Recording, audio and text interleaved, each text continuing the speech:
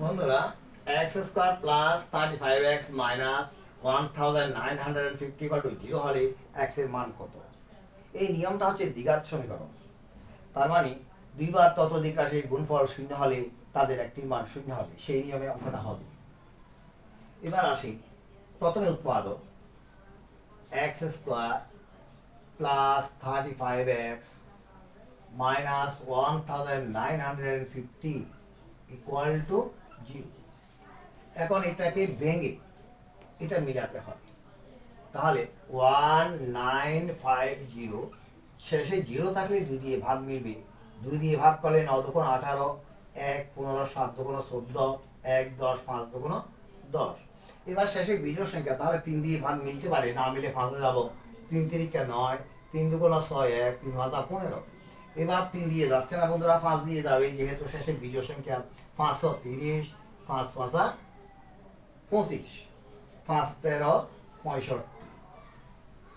এবার আমাদের 35টা মিলাতে হবে। 5 ভাজা 25, 3 25 75, 13 দুগুণ 26, মিলে নাই। 3 ভাজা 15, 15 দুগুণ 30, 5 3 5 13 65, 65 থেকে ইয়েস মিলে গেছে। তাহলে বন্ধুরা একই লাইনে দুইবার সমান চিহ্ন বসে না, এখানে সমান চিহ্ন থাকলে এখানে বা অথবা অর এই শব্দগুলো লিখবি। X square plus 75x minus 5 13 65, 3 ভাজা 15, 15 দুগুণ 30, 30x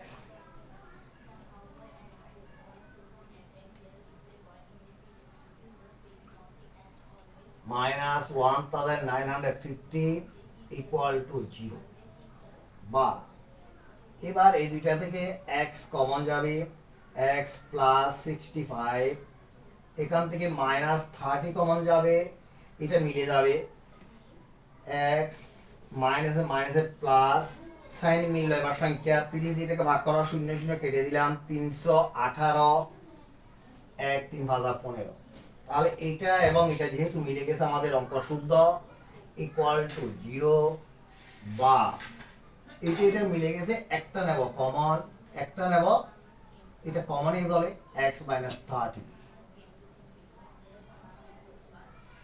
এবার এই যে কিছুক্ষণ আগে বলে গেছি, অর্থাৎ শুরুতে বলেছিলাম দুই বা ততোধিক রাশির গুণফল, এখানে দুই বা ততোধিক রাশির গুণফল শূন্য হলে, সমান চিহ্নের পরে যেহেতু শূন্য, সেহেতু গুণফল শূন্য হলে তাদের একটি মান অবশ্যই শূন্য হবে।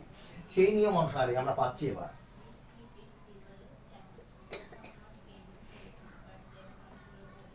হয়, প্রথমে লিখবো এটা সমান 0, x plus 65 equal to 0, or x equal to minus 65। এবার হচ্ছে এটা সমান 0, অথবা